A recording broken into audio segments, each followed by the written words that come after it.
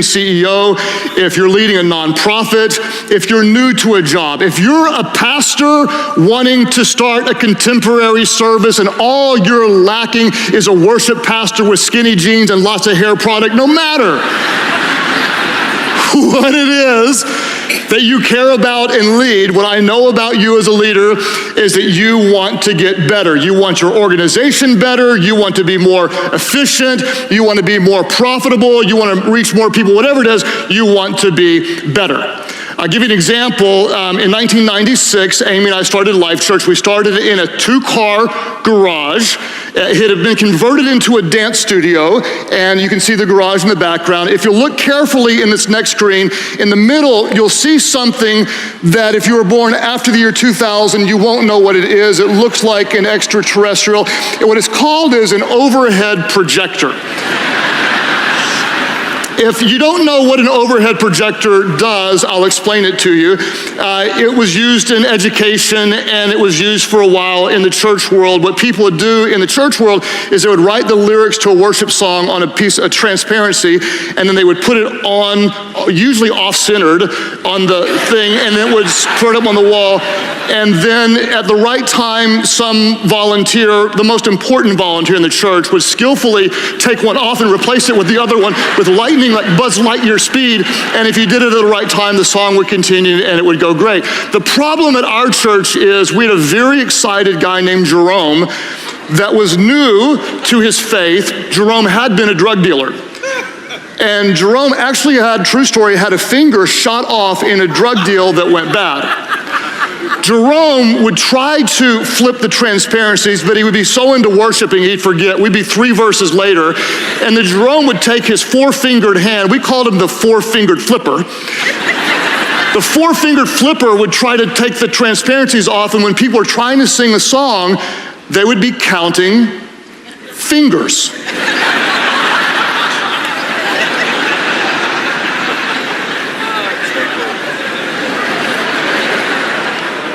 I was convinced the greatest obstacle to us changing the world was that overhead projector and the 4-fingered flipper. To get better, what I was convinced that we needed a real video projector. The problem is a real video projector at that time, for our needs, cost about $3,000, which was close to 1 month's worth of income for our little startup church. I knew we needed it, but I wasn't sure that we could afford it. So I did what you might call in business a cost-benefit analysis. What is a cost-benefit analysis? That's when we try to answer the question, do the potential benefits justify the costs? Do the potential benefits of how this might improve our worship experience justify the cost of $3,000? You do this all the time. You may not know it. You walk into a restaurant, you try to decide, do I order what I want or what's cheap, right? Do I get the salmon or the kids menu macaroni and cheese? You do this if you're a young adult and you're considering college education. Do I potentially go into debt and spend 4 years while the benefit might help my future education? What does the cost justify the benefit? You might do this financially. If you get a little bit extra money, you might say, should I pay down debt or should I maximize my retirement in a matching fund at the company? Someone might do this at a Global Leadership Summit site today. You might see a cute girl and you're a single guy, and you've already noticed there is no ring on her leadership finger. You want to ask her out. But the cost could be embarrassment, but the benefit could be you meet your co-leader. I just say, sir, ask her out, go for it. And if she says yes, and if you get married, and if you have a kid one day, name him Craig, because I came here to help you grow in your leadership. Do the costs justify the benefit? The benefits, wait. Here's the problem in leadership. The assumption that many leaders make is this: that better always costs more. So many leaders think better always costs more. For example, You may, in your business or leadership, come across what some would call the better curve. This would equal quality, and this would equal cost. The assumption would be that for improving quality, the cost would go up. Over time, we know that there are diminishing returns. In other words, the cost might not bring as much quality. Then over a lot of time, there could even be gradual, deeper diminishing returns where the quality actually starts to go down. I'll give you some examples. Let's say you don't own a suit and you're invited to a wedding or funeral. You have to go to a funeral, so you can buy a suit. I'll give you context in the United States where I live. Let's say you walked into a big box store and just bought a generic suit off the rack, and let's say it cost $300 or so. You have no alterations done to it. Your suit might be a little long in the sleeves, it might be a little baggy here, but you can walk into the wedding, you can get the job done, nobody's gonna really care, you got a suit. Let's say you have a little more financial flexibility, and instead of $300, you pay $700. It is quite a bit more cost, but the improvement is really significant. This time you got some material that's going to last longer. This time it was altered and tailored just to you. When you walk in, you're kind of looking good at that wedding. And so you might say, if you have that flexibility, that the additional cost actually is worth the benefit. Let's say though someone says, no, you need to go crazy. You need to get a $3,000 custom-made suit. You might think about it, but when you look at it, the additional benefit of the slightly more expensive suit to you is worth it, but the real benefit of the difference between a $700 one and $3,000 one might not really seem like it justifies the cost for you. That seems to be a little bit too much for my taste, and so you back off as you go through this. The same might be true if you're making a presentation. Let's say you have to make a presentation at your company, and you could spend 3 hours preparing for your presentation, and it's good quality.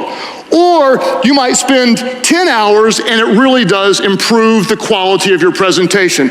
Or you might spend 40 hours and it gets a little better, but you start to recognize that the additional benefit really isn't worth all of that additional cost. Here's what we need to understand. We assume that investing more brings a better return. This is the assumption that leaders make. We have to recognize that over time, investing more eventually brings a diminishing return. And at some point, there's always a cap. For example, let's say you're leading a church and you have 400 people in your church and you're gonna do a fundraiser and you're gonna build a building, and so you're gonna build maybe a $4 million building and it's gonna be good. But if you put an extra $1 million into it, you get a better sound system, better kids space. It is an additional cost, but the benefit really is worth it to you. Or instead of $4 million or $5 million, you could be stupid and spend $50 million for 400 people. At some point, that might actually hurt you because people are gonna come in and say, why did we spend so much money on this when we could have used the money to help people in need? Suddenly you recognize that more does not always mean better. Here is a new idea I'm going to give you. I'm going to give you 2 ideas today that I hope stick. I hope that when you go back to your nonprofit, when you go back to your university, when you go back to your church, wherever you go, that 2 phrases stick with you.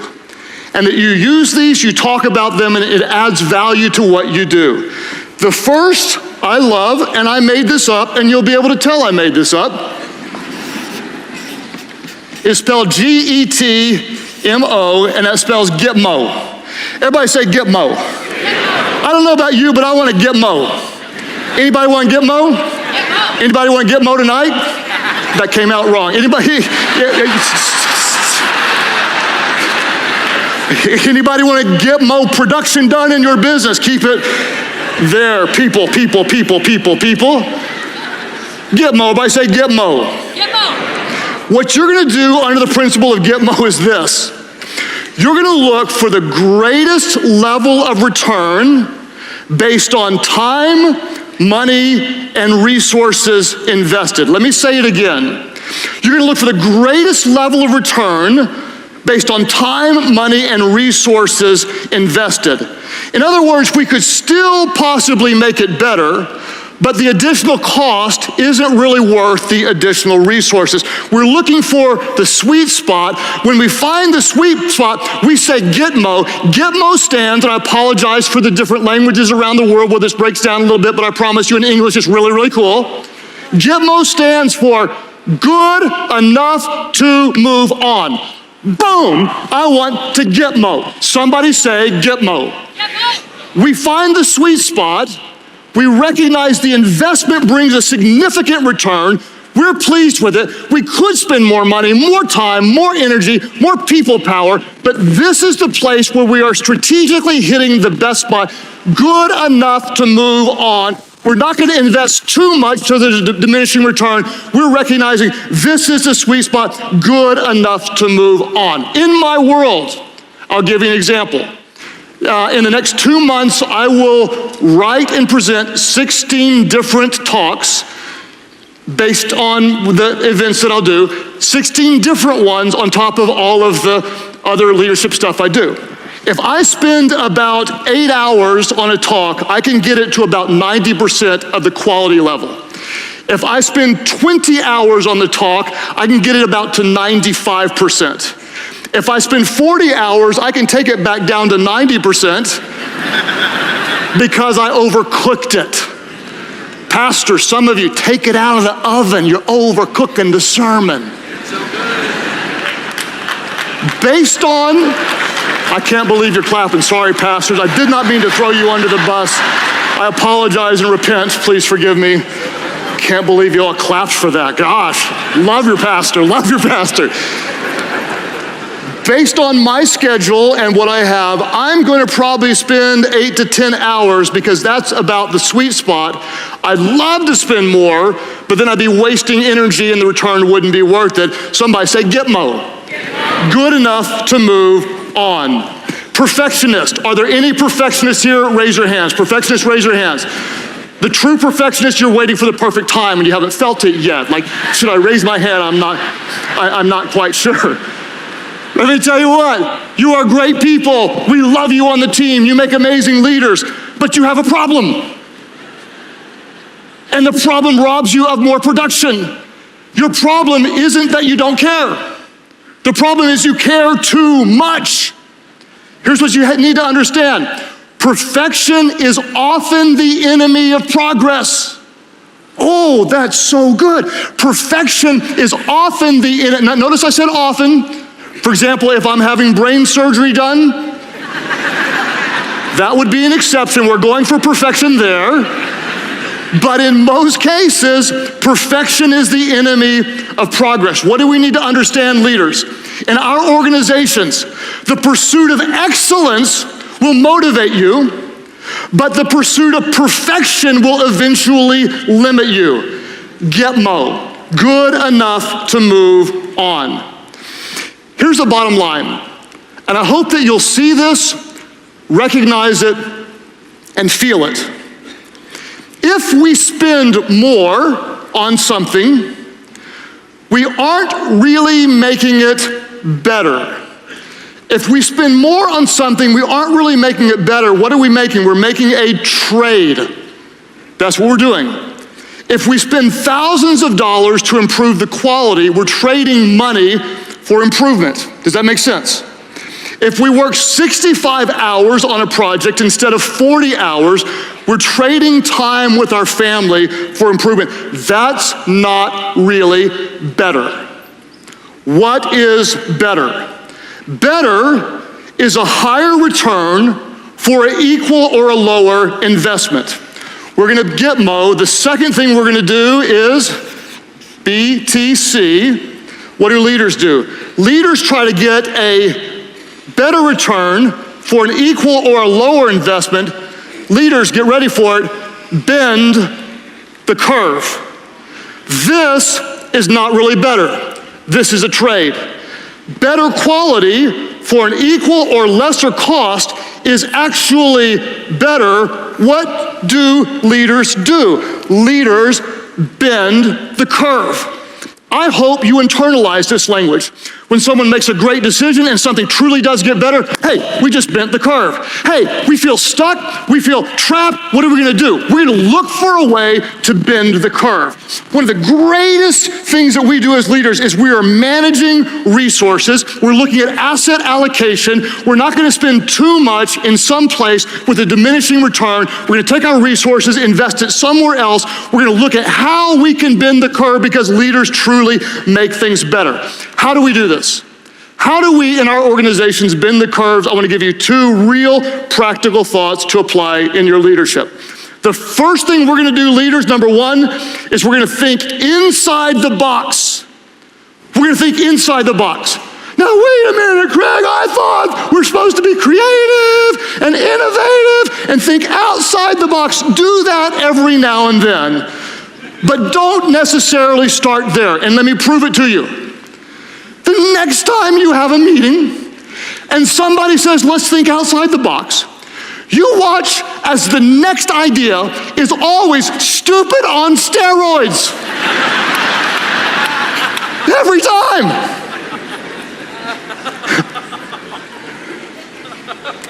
The problem with outside the box, listen, is there are unlimited options.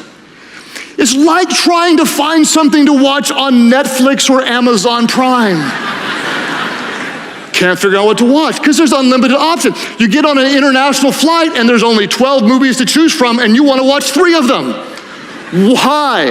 This is so important because constraints drive creativity. Constraints drive creativity. When you have options, you have to make decisions. And decisions drain your energy. You end up even living with decision fatigue. What do constraints do? Constraints eliminate options. Think inside the box. Let the constraints motivate you and drive you to innovate. I'll give you an example. On January the 14th, 18 years ago, my wife gave birth to our 4th child and my first son, Sam. Every time I looked at her, she got pregnant. Every time. People asked us, do you know what causes that? And we said, yes, we do. We figured it out finally, but we were unwilling to give it up. We have 6 kids. 6 kids. And my son, Sam, was born between Saturday night church and Sunday morning church about maybe 90 minutes before the first service was going to start on Sunday morning. We were a younger organization at the time, and we didn't have, like we do now, a real strong bench of great communicators. We didn't have any options that we knew of. Somebody said, let's think outside the box, and all those ideas were stupid. And so we were back into some real constraints. We've got 90 minutes before church, and I could not be there. Inside of those constraints, somebody said, well, what if we showed the video message from the night before? To the best of our knowledge, this was one of the first times, or at least in the first season that this had ever been done. And the next day, everybody said, Pastor Craig's not there. He's with his wife. We even showed a picture. And people do what you're doing right now. You're watching the screen. And they forgot that I wasn't even there. And suddenly what happened? Because of the constraints, we were able to bend the curve. Somebody say, bend the curve. If you take that one breakthrough and fast forward it to today, as of last weekend, our church was able to communicate via video messages to 33 different locations in 191 worship services. That is a massive, innovative breakthrough that came not through unlimited options, but through constraints. We took constraints and we were able to bend the curve. Here's what I want you to do, and I beg you to do this. Ask yourself in your organization, where do you have tension? Where do you have a rub? Where are you hung up and you need a breakthrough? Go ahead and look inside the box and allow the constraints to potentially drive you. I'll give you another more recent example of this through our church. We have something that we call a vision night, and this is where I'll go and visit different locations. We have 33 locations in 10 states, and so a relational connection when we can get it is very, very important. The vision night takes place on a Thursday night, and there's a very, very high investment that goes into this. It takes months to prepare for one. There's more time than I can describe that goes into it, and there's a very, very high return. There's hours and hours of preparations for me, for my team, for their team, with volunteers. It's a full day event almost while we're there. It's travel to get back the next day. It takes up a couple of days plus the month. It goes on and on and on and on and on. And simply, I cannot get to that many places that many times. There's not enough margin. So for 4 years, 5 years, we just said, how can we fix it? There's no way, there's no way, there's no way, there's no way, there's no way. We let the constraints drive us. We tried an experiment that came out of the blue in the spur of a moment. I preached a Saturday night message, and it was one of those messages where it just landed in a very special way, and I realized I don't think I can duplicate that on Sunday morning. So about 9 o'clock on Saturday night, I said, why don't we just show that message everywhere tomorrow, and let's just go drop in and visit a campus. What we did in that little time absolutely shocked us on the return. I'll show you a short video of what took place, and I'll try to describe it to you. When we walked into the building, it was totally unplanned. It was completely authentic. We were able to impact more people because it wasn't just one service on a Thursday night, but it was a first service, a second service, a third service. We were able to love on more people. We communicated that we cared about people, genuinely loved them, and there was a buzz that rocked the community.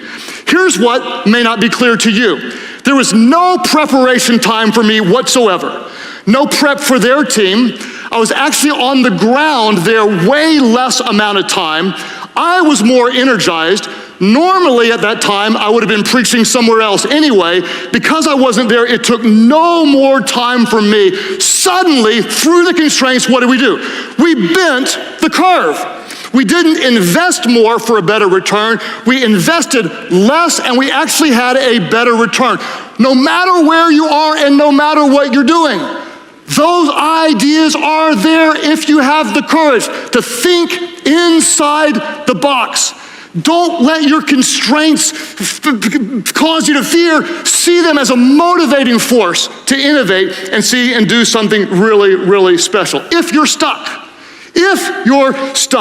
think inside the box, create constraints. How might this apply? You might say this: instead of investing $3,000 on this project, let's create a constraint and say, what can we do with no money but using our brains? Instead of trying to add a campus, church leaders, let's add another campus. What if instead you said, no, we're gonna add 2 more services where we are right now? Instead of spending 6 months on some project, let's say, what if we only had 2 weeks? What could we get done? You might be shocked at just how powerful the return is. If you can tolerate my spiritual side for a minute, because no matter what, I still wake up every day and I'm a pastor. What I would say to you from a spiritual perspective is this: I believe that you have everything you need to do everything you're supposed to do. The reason I believe this is there's actually a verse in the Bible that says something like this: that you have everything you need for life and godliness. You have everything you need. I do not think, from my perspective, that our God is in heaven going, let's just jack with them. Let's not give them what they need just to make them miserable. No. In fact, preachers, we have these little sayings. I don't know if you ever heard a preacher. We got them everywhere. We got them for every season, every occasion. There's a preacher saying that goes like this: God guides by what he provides. That's so good. If you're really good preacher, you say it like this: God guides by what he provides. If you're really good. Obviously, I'm not that good, but you've seen some that can pull this off. I would say that yes, God often guides by what he provides. I would also suggest to you that God also guides by what he withholds. God often may withhold something that you think that you want to help you see something that you would not see otherwise. I would suggest God often guides by what he withholds. There's a powerful story of this in Scripture when there was a guy that was unable to walk, sitting by a gate called Beautiful, begging for money. A guy named Peter walked by, and the beggar said, give me some money. Give me some money. And Peter looked at this guy and he said, I don't have any money. Silver and gold I do not have, but what I have, I give you. Then Peter prayed for this guy, God did a miracle, and the guy was able to walk. Don't miss this. If Peter had had what the guy wanted, money, he may not have given the guy what he needed, the power of a miracle, and it was the constraint that actually led through to a breakthrough. Embrace your limitations. Embrace them. If you had everything you wanted, you might miss what you really needed. Think inside the box. Gitmo, good enough to move on. What are we doing? We're bending the curve. The first thing we do to bend the curve is we think inside the box. The second thing we're gonna do, leaders, is we're gonna burn the ships. We're gonna burn the ships. This is a phrase, if you don't know, from Hernan Cortez, who led an expedition to Veracruz, Mexico. The story goes, on his arrival, his crew was so exhausted, they were so discouraged, they wanted to quit and go home. This may be where some of you are right now. You came to this conference and you don't know if you have what it takes. You don't know if you can lead through the next level. You don't know if you can overcome the problem that you're facing right now or endure the attack that you are under. Legend says that Cortez said, burn the ships. In other words, eliminate the options to turn back.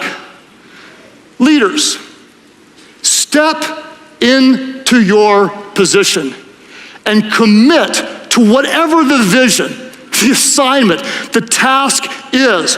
Whatever it is you're called to do, compelled to do, to accomplish, to achieve, commit to it and sell out. No excuses, no retreat, no turning back. I'll give you a couple of examples of how that type of passion enabled us to bend the curve. There's really only a few things that I love in my life. I'm madly in love with my bride, and I apologize you have to hear about it all the time, but she's just worthy of praise. She's that good. Love my bride, love my kids. I can't express how amazing and blessed I am. I am compelled to reach people.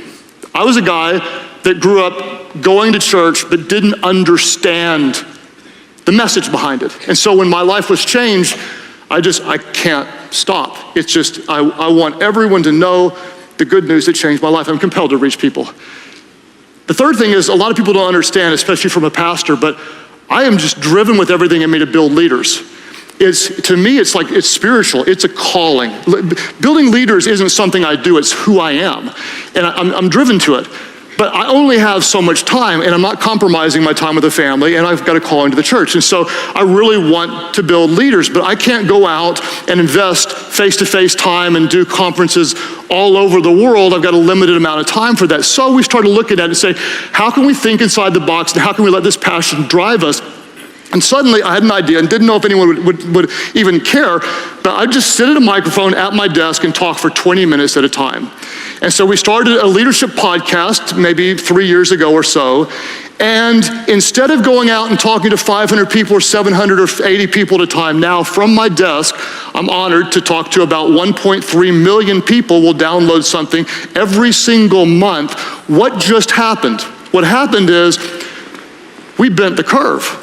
No travel, no time away from the family, much less investment. This is not an increasing cost for return. This is less cost, and the quality of the impact goes way, way up.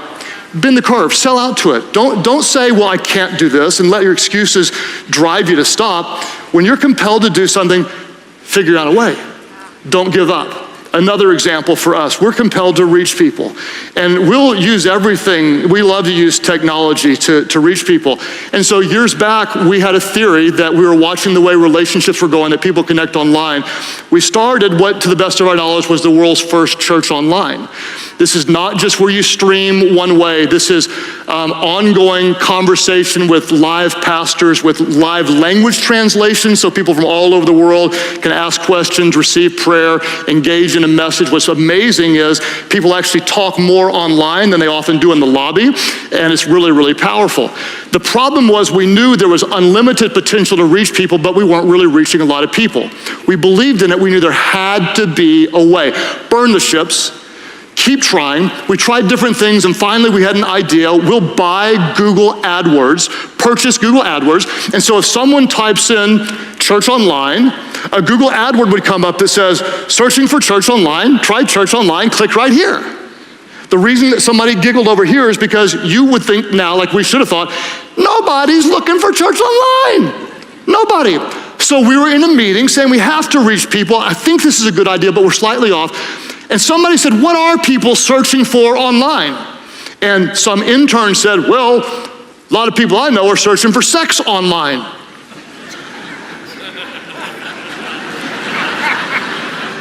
So we bought Google AdWords.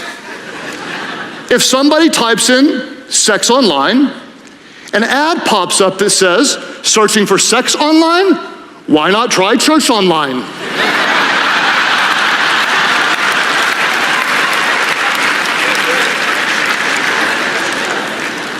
You would not believe the high percentage of people that click through. Imagine, sex online, church online.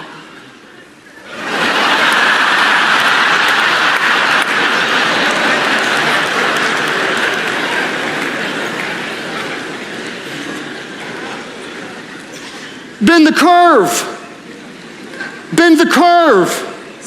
Bend the curve.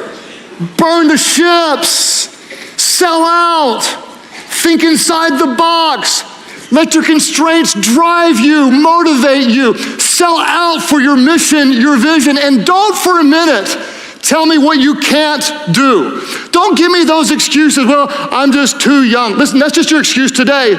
Because in a few years, you're gonna be too old and you're gonna feel that then.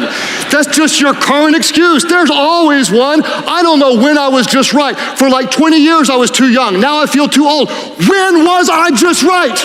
It must have been like at 3 p.m. when I was 42 on January the 9th or something. I don't know. It just came and went. Nobody told me when it was there. Listen to me. If you're older and you're not dead, you're not done. You're still here. You have an assignment. Don't tell me what you can't do, what you're not, what you don't have. Here, leaders, here's what I want you to tell me. Tell me what you're called to do and why it matters. What are you called to do? What are you about? And why does it matter? And I promise you this, with everything in me, that if you commit to the what and are consumed by your why, you will figure out the how. Internalize it. You have everything you need to do. If you're consumed with it, this is our calling.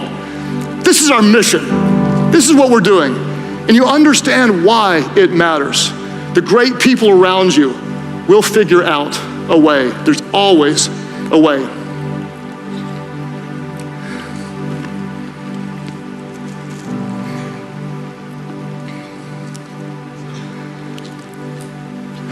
This is incredibly emotional to me because it was at this event years ago that my life was changed, completely changed. I was a young pastor, and I never saw myself as a leader. I thought that was a business term. And when I recognized that I could use the leadership gifts to make a difference, it changed everything about the way we do everything. What I need you to understand is I had the same excuses you do. I have the same voices now that tell me why I'm not good enough. Let me tell you how much I'm not good enough. When I went through ordination in the state of Oklahoma, I was the only pastor turned down for ordination. The only one. Turned down. Your ideas are too weird. You don't have the gifts of a normal pastor. I got in my red Geo Prism and cried all the way home. Partially because I was in a red Geo Prism, but mostly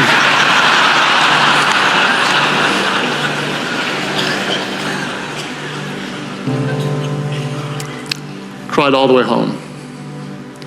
And the voices that I hear, the negative ones, are probably the ones similar to the ones you hear. You're not gonna figure it out. You're not good enough. You're past your prime.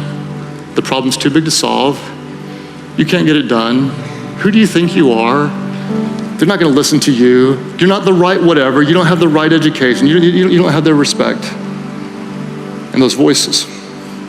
So what I do before I speak, and if you watch carefully today, you would see it, or if you ever come to watch me speak live, I do something every time, and it's very, very special to me. I take one big significant step forward.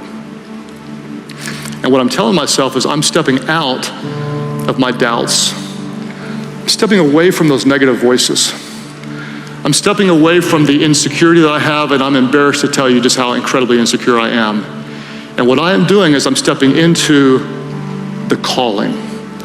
I'm stepping into the authority, believing that at this moment, as unworthy as I feel, I've been chosen to impart faith and inspire you to believe that you can do more. Step out of the fears, step out of the doubts, step out of the security, and step into the calling. Listen to me, there's some of you, you are one step away from leading your organization to where it's supposed to go. You're one step away from believing that you have what it takes. You're one step away from the posture that creates respect, from the vision casting that draws people who will join you. You're one step away. Leaders, step into it. Step into it. Bend the curve in your own mind. Change how you see yourself. Recognize you don't have to know it all. You don't have to be perfect, but you've been chosen for this moment. Step into it. Don't obsess about things that don't matter. Get Mo good enough to move on. Take your valuable resources and invest it somewhere else. Don't just spend more, always hoping for better. Bend the curve. That's what we do. We bend the curve. We as leaders make things better. Step into it. Leaders, you have everything you need to do everything you're called to do. I'm gonna say it again because I know somebody here is gonna wanna cheer because you're gonna believe this deep down.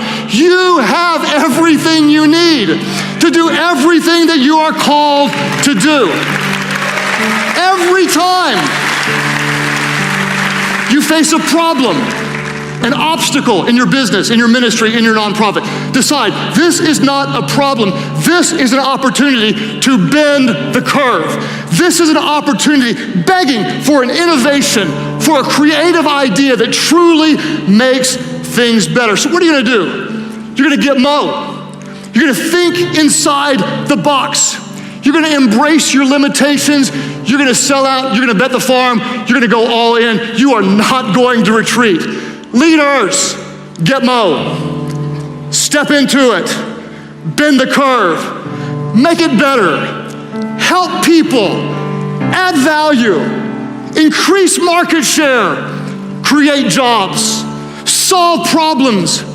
Meet needs. Make a difference. Offer hope. And change the world.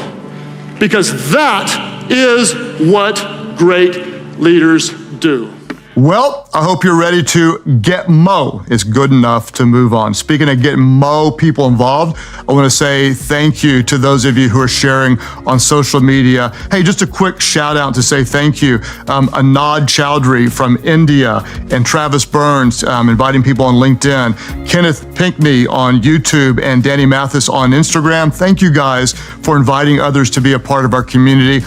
If you post, be sure and tag me, and someone from our team might repost you. And again, I want to remind you, I've got the new book coming out. You can find out information and pre-order along with free resources at CraigGroeschel.com. And don't forget, if you want to join us for the Global Leadership Summit, use the discount code CGLP22 for a discount. That's on August the 4th and 5th. Remember the leader guide.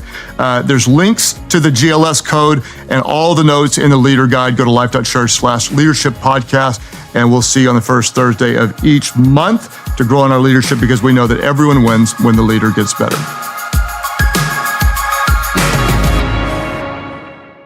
As a leader, people expect you to have the answers. You start the meetings, you lead the discussion, you give the assignments, and you end up doing most of the talking, which is a problem because the one who talks the most learns the least.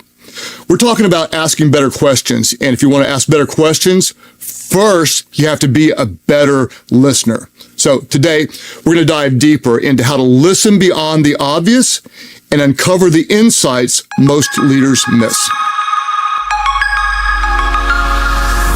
Better questions lead to better thinking. Better thinking leads to better leadership. And better leadership leads to better impact. So let's talk about how do we get better answers from the questions that we're asking. To get better answers, ask better questions. Now, this is relatively obvious, and this is the easiest part, just to ask the questions. But I want to tell you about the harder part, and this is super important. Your goal isn't just asking great questions, but your goal, are you ready for this? Because I made up a phrase. Your goal is to practice what I call full contact immersive listening. Full contact immersive listening. What is that? I'll define it this way. It's next level engagement where you don't just hear, you absorb and you connect mentally, emotionally, and physically. You're not just listening to what's being said, but you are fully immersed in the conversation, listening at the deepest level, connecting with your speaker to hear what's being said, not being said, and you're literally like feeling the vibe of the conversation. And I like the phrase full contact because, like, I like sports, and you're not observing, but you're in the game. You're fully present. You're actively involved, listening in the moment. And what are you listening for? This is important. I'm going to say a bunch. You're listening for tone. You're listening for pauses. You're observing body language. You're listening for unspoken emotions. You're noticing what's being said. You're noticing what's being implied. You're even noticing what's being avoided. And you don't hear just facts, but you sense the heart behind the words that they're saying. And you're asking direct questions, you're asking clear questions, you're asking lots of follow-up questions, and then you're reflecting back. You'll say things like, well, what I hear you saying is this, or it seems like you're saying this. And then you're going to use body language. You're going to lean in. You're going to mirror what they're doing, not to be manipulative, but to genuinely connect with people on the deepest level. And you're going to listen with empathy. And you're going to acknowledge and validate their feelings. Like, that must have been difficult, or that must have been very meaningful to you. And then you're listening patiently, and you're not rushing the conversation. You're not trying to fix something that's wrong.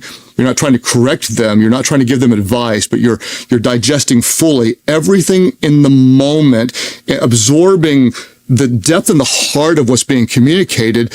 And you're not just listening for information, but you're listening for understanding. I know I just said a lot, but that is full contact immersive listening. And if you learn to do that, it's going to completely change the impact of your leadership, because the best wisdom doesn't just come from the questions you ask, but how will you listen and how deeply you process what you hear. The challenge is this, that the longer you lead, the less natural this becomes.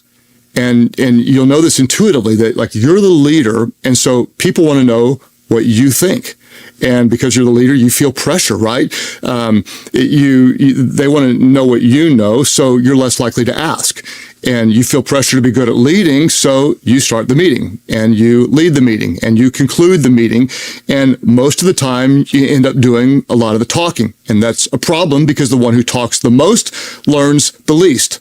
And so you have to like intentionally work against what I call the natural rush of leadership. We tend to work faster, process faster, move faster. And in conversations, I have to work to slow it down and to listen with intentionality. And you'll probably have to do the same, because you lead with an intensity, and because your time is valuable, and because you're leading with urgency, and because your mind is racing, you're often processing faster than other people. And so it's not uncommon for really good leaders to actually interrupt the person that's speaking. It's not a good quality, but it tends to be common. You have to watch out for that. I do this all the time. And I do it less today because I watch for it. And when I catch myself, I always apologize. And I'll always say, I'm so sorry. I interrupted you. Please continue. Because I respect the person and I genuinely want to hear from them. And I don't want to do that. Whenever you catch yourself doing it, stop. Tell them to go on, be quiet, and listen. And then when you do, this is important. Don't listen to respond. Listen to understand. Someone's going to be talking and you're like going, what am I going to say next? Don't listen to respond. Listen to understand them. And you've experienced this. You're sitting in a meeting and someone starts talking. And so you got something to say, right? So instead of truly listening to what they're going to say, you're working on your response already. Don't do that. You're not listening to respond.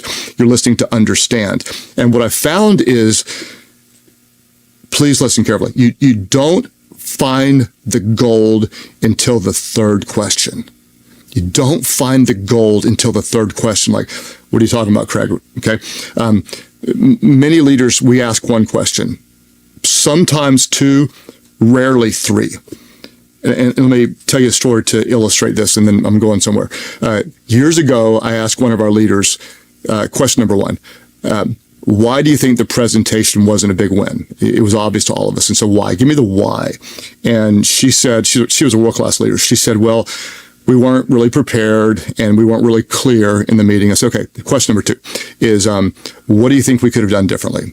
And she said, well, we could have created better graphics and the setup of the room was bad. And like, if you're doing meetings, how you set up a room really matters in how you get people to interact. And so she was right. We said we could have been clearer, better graphics, and better interaction. So third question I asked her is, if you'd been solely in charge, what would you have done? And here's what she said. She said, I wouldn't have done a presentation because I didn't really love the plan. And I was like, oh, okay. She had my attention.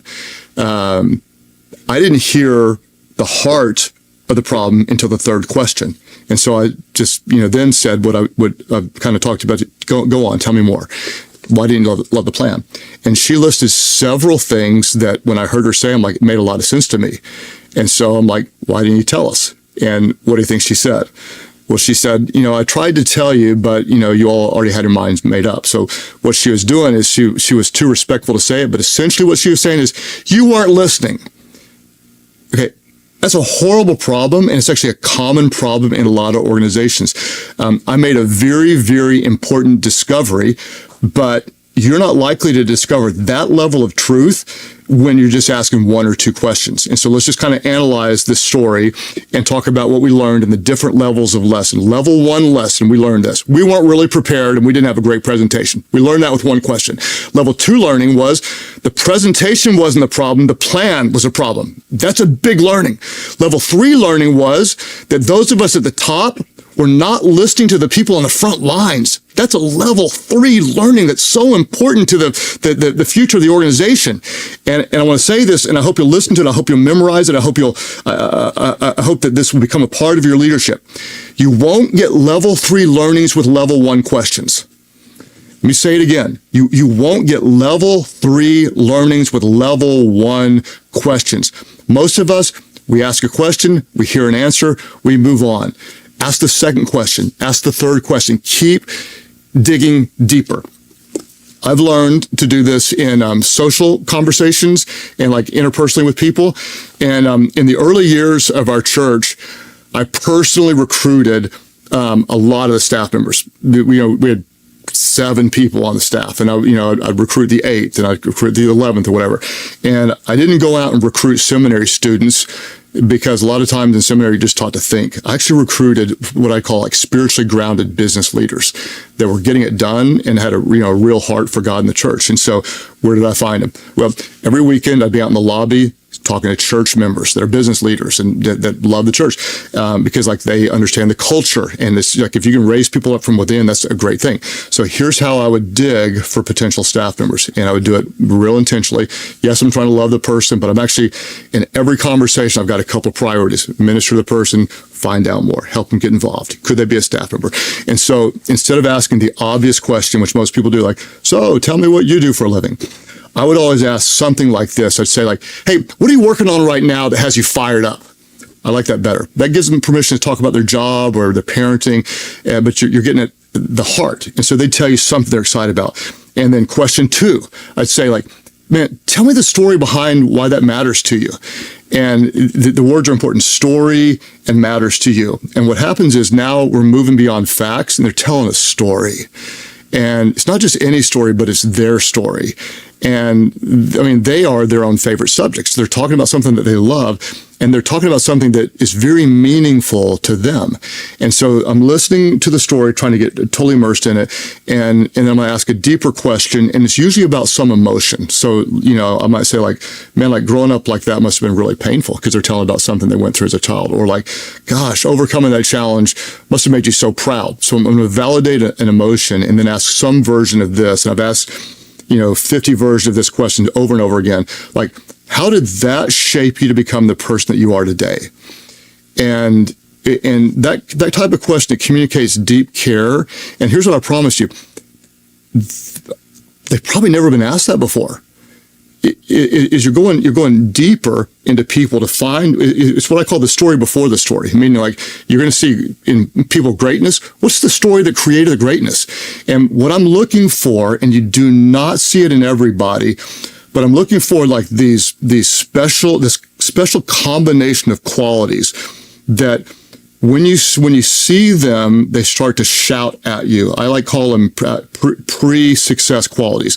Like in every success story, you're going to see some version of these qualities before you see the success. You're going to see like, for me, I'm looking for this like unshakable spiritual strength, this deep resolve, this resounding resilience, this relentless drive they're going to get things done, this like obsessive work ethic, this unwavering heart for God, or the unbreakable will to win. And then when I see a few of those things, like I kind of get excited, like going, there's special here. And a lot of times no one's seen it yet because it hasn't been developed. And so at that point, if I see these qualities, I'll ask some version of this question like, hey, have you ever thought about giving your life to an even higher calling? And I pause and I just watch God work. And getting to that place, and I've done it many, many times, is it takes time, it takes intentionality, it takes a pure heart, it takes a love for people, it takes curiosity. And here's what I gotta promise you is like, you're never gonna find the best of what God put in people on the surface. And that's why you have to dig deeper, and you have to ask questions. Level 1, level 2, level 3, you're driving deeper because questions are the keys that unlock untapped potential. There's so much more in the people around you that sometimes they don't even know that's in them, and you want to try to bring that out. And I'll give you a little bit behind the scenes, the way I think about doing podcast interviews when I have a guest on. I started doing this, 8 years ago, and I'd interview people, and I didn't know how to do it. So I'd start with like 15 questions I'd write out. It's very, very scripted. And I'd ask question 1, and then I'd ask question 2, then I'd ask question 3. That was so dumb. The guests were polite, but the conversations weren't as engaging because the reality is I was asking them questions they'd been asked before, and they were saying things they said before. And I just got to thinking like, I know there's more in these people. Like they're totally brilliant. How can I pull out of them something that is different, something is new, something that's unique? And it dawned on me to have them say what they've never said. I need to ask them questions they've never been asked. You just say that again. To have them say something new, something different, something they've never said before, I need to ask them questions that they've never been asked. And so one of my it's actually a real goal is at the end of an interview, anytime one of my guests says like, oh my gosh, you asked me a question I've never been asked before, I consider that a real win. And that happens more often than not, and because it's actually a goal. And here's the thing, I can't plan those questions. I can't just sit there, I'm going to ask them some random, some question they've never been asked. What I have to do is I have to listen with full contact aversion. And so when I go into an interview now, I have about 5 questions down. And that's, they're fallback questions. Like if I hit a wall, and sometimes you do, it's like, okay, and then I've got something to go to. But I want to be totally engaged in the conversation. And I'm going to tell you a little bit of strategy. I usually ask, the first question is like, tell me when you first saw yourself as a leader. And what I'm doing is I'm getting them to tell a story because even the best are nervous. And so that kind of helps them feel more comfortable. and they like to tell a story, and stories are engaging. And then anytime I get to something that's interesting, like a lot of times they'll talk for 2 minutes, 3 minutes, 4 minutes, and there'll be like a sentence that's pure gold. And I'll hear it, and they don't even know how brilliant it is because it's just intuitive to them. I write that thing down, and then I'll say, when they're through, I'll repeat it back. Say, hey, you said this thing. I want to, and I'll draw attention to it. I may actually even summarize it, and I help the listener to know how brilliant it is what they said. And then I'll just say, like, hey, tell me more about that. And that's how I can bring people, bring the best out of them. And you can do this with a team member. You're talking to somebody and you're listening at a deeper level, and you have to remember when you're asking them questions, like literally a team member, that they might feel defensive. And so I said it before, but I want to talk more about it. You want to create a climate of like safety and trust and intimacy. And so sometimes you're going to have a developmental conversation with someone. They're not doing a great job. There's room for improvement. And you're going to have a difficult developmental conversation. And so what I'll do in that is I'm going to come in, I'm going to ask them questions. I'm not going to try to tell them, here's what you're doing wrong, but I'm trying to ask them questions to help them discover their own growth areas. And so here's what's going to happen. You have a conversation like that, and they're going to feel some heat. And so in the meeting, you want to lower the temperature. So I'll start sometimes and say, hey, what I want you to know right now is like, you're not in trouble. No one's losing their job today. We're here because I value you. I believe in you. I believe there's more in you. So I'm going to ask you some questions to help you get better. And what we're doing is we're creating like, oh, okay. Then they can kind of breathe and they can hear it. Or if you're not having a hard conversation, you're just having a conversation, you still need to work to help them feel at ease. And because, like, think about this. Maybe you have a boss now, or you think about your last boss. Do you remember how nervous you often felt around a boss? They feel the same way around you. I mean, you think you're nice and likable, but they're nervous around you. And so you might set up the conversation and say something like this, like, hey, I mean, you have such valuable insight. Could you help me today by teaching me what you see and how you think? And what you're doing is like you're creating trust, and you're giving them permission to speak freely. So before you ask the questions, you're kind of setting up an environment that helps them speak more truthfully. If you're new in a leadership role, and some of you are, you're going to get promoted, or you're going to start something, or you're going to go to a new company, I want to encourage you to go on what's been called a listening tour. It's not my language, someone else said it. Cint Marshall, brilliant. She's the CEO of the Dallas Mavericks. She talked about this in episode 136, if you want to listen to it, and we'll link to that in the leader guide. But what you want to do is you want to meet everyone on your team in a kind of a relaxed time, and you are not talking about yourself. Do not do that. Most leaders come in there, let me tell you about me, and here's my goal, and here's what we're going to do. Do not do that. Your goal is solely to get to know the people on your team, and not just professionally, but also personally. Like, and Cint would say, like, I don't want to just know about your job. Tell me about your life. Do you have dreams? Do you have hopes? What's your childhood like? And when you do that, it does two things. It helps the people around you. It helps you get to know the people around you. And then secondly, it helps them to know that you care. And this matters so much. You genuinely need to know them, and they need to know that you care. Why?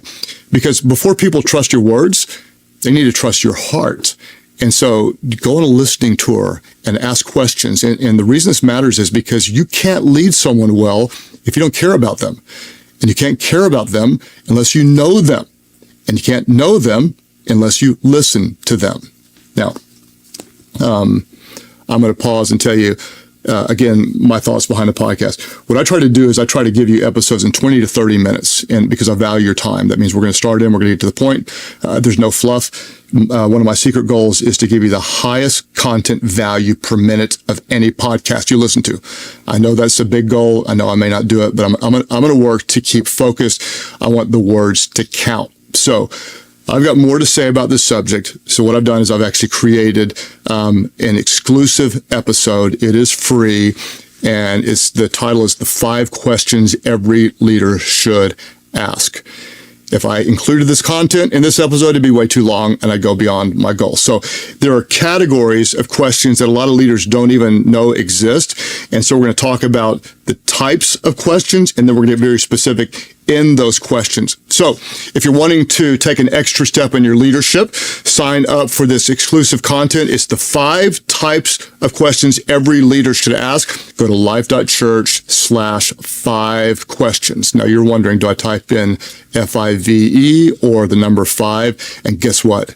They both work. How cool is that? It's amazing. Life.Church/5 questions. And we'll give you the list and in a whole additional episode on the questions you're going to want to ask for self-reflection, for personal development, to cover with your team. And I literally think that you can change the trajectory of your organization with the right questions.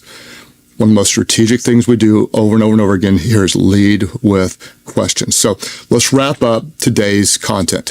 To ask better questions, what do better questions do? Better questions lead to better thinking. Better thinking leads to better leadership. Better leadership leads to greater impact. But asking better questions isn't enough. What you have to do is you have to become a better listener. And so what do you want to do? You want to listen to what's being said and what's not being said. You want to listen to what's being implied. You want to listen to what's being avoided. You want to listen beyond the words. And you're not just hearing, but you're absorbing. And you're not just reacting, you're processing. And you're not just listening to respond, you're listening to understand. Because the best leaders don't just ask questions, but you create space for life-changing truth to surface. And you don't just collect answers and information, but you're digging for wisdom and insight, and you're looking for untapped potential in the people around you. What I promise you is that you've got greatness right around you if you'll take time to see what other people overlook. And remember, you won't get level 3 learning with level 1 questions. So ask the first question, ask the second question, ask the third question, dig deeper, stay hungry, stay humble, keep asking questions, because the right question at the right time with full contact, immersive listening, you're totally engaged, you care about the person, you're bringing out the best, you're reading between the lines, you're having faith for wisdom from God. The right question at the right time can change everything. It is with true and deep sincerity I would tell you thank you for being a part of our community. And I want you to know I'm going to work really, really hard to bring content that's going to help you grow in your leadership, because I believe there is so much more in you. Don't let any lie stop you from believing that God put greatness in you to make a difference in the lives of people. You're not an accident.